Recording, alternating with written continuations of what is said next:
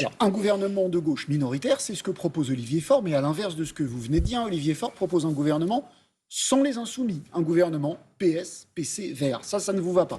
Mais je lui dis, avec ça, tu n'auras pas la majorité, Olivier. Et donc, 121 voix.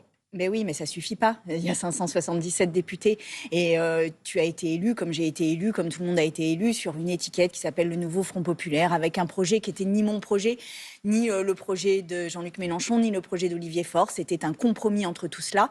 Et en fait, c'est cela qui change la vie des Français. Moi, je voudrais juste dire une chose, c'est que là, on a 1 an et demi avant la présidentielle et qu'on peut changer des choses très concrètes dans la vie des Français. On peut faire en sorte, mais bien sûr, on peut faire en sorte que, par exemple, leur loyer n'augmente pas à la rentrée. On peut faire en sorte qu'il y ait un plan volé, par exemple, qui soit mis en place après la canicule que l'on a connue. On peut tenter des volets aux fenêtres. Mais oui, mais ça peut paraître, anecdotique, mais je peux vous dire qu'il y a plein de gens qui ont souffert énormément. Donc je comprenais pas bien. Voilà, donc un plan de volet sur les fenêtres pour que les gens aient moins froid, pour que les familles soient plus protégées. On peut imaginer la diminution du temps de travail. Il y a besoin d'un soumis au gouvernement. Faire en sorte que les billets de train, par exemple, soient moins chers. En fait, on peut changer des choses dans la vie des gens en 1 an et demi. Et c'est ça notre responsabilité aujourd'hui. Et elle est forte, elle est importante, elle est presque historique, j'ai envie de vous dire.